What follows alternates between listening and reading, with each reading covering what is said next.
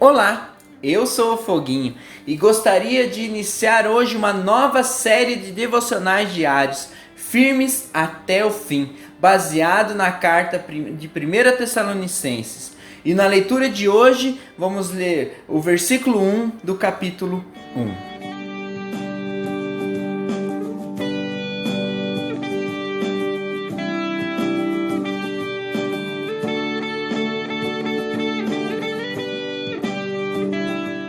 Paulo, Silvano e Timóteo, à igreja dos Tessalonicenses, em Deus Pai e no Senhor Jesus Cristo.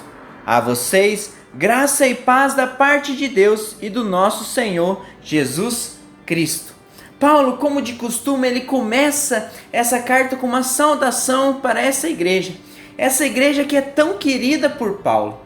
Essa igreja foi fundada, como a gente pode ver lá em Atos 17, como que foi criada essa igreja, ou fundada essa igreja, onde Paulo e Silas estavam na cidade de Tessalônica e começaram a pregar a palavra, começaram a pregar Jesus naquela cidade, e muitos começaram a crer em Jesus, aceitá-lo como único e verdadeiro Salvador, declarando que Jesus era rei na vida deles.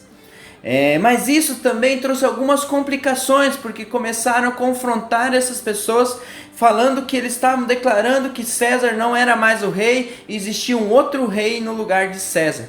E com isso veio uma perseguição. Mesmo essa igreja que cresceu muito no início, a gente pode ver lá em Atos 17 que teve um crescimento muito grande, teve crescimento de homens, de mulheres, mulheres influentes, como diz lá no texto. Mas Paulo e Silas então tiveram que fugir daquela cidade. E aí os cristãos naquela igreja ficaram sem a presença de Paulo, mas Paulo amava muito aquela igreja.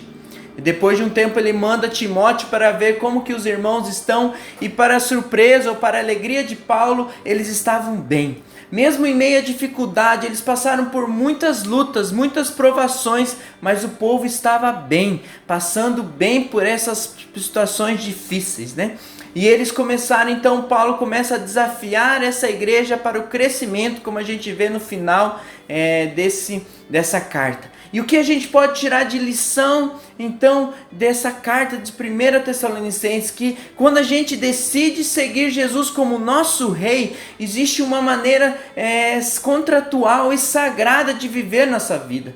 E muitas pessoas vão nos confrontar de alguma maneira, mas a nossa resposta a essa hostilidade deve ser com amor e generosidade.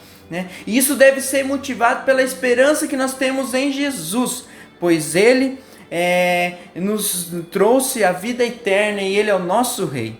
Então o que a gente aprende nessa carta? A gente aprende sobre a santidade, sobre amor, sobre a esperança futura, e também aprendemos que, como John Piper diz, devemos sempre confiar no poder e no amor de Deus, mesmo na hora mais escura do nosso sofrimento.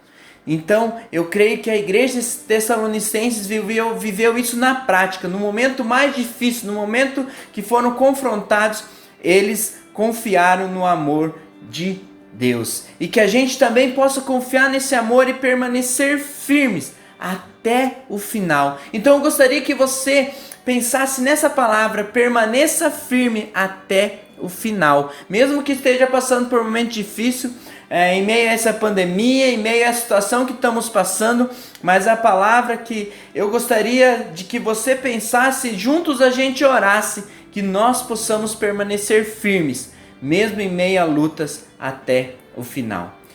Um grande abraço, Deus abençoe a sua vida e que você possa, nesse dia, permanecer firme na presença do nosso Rei Jesus Cristo.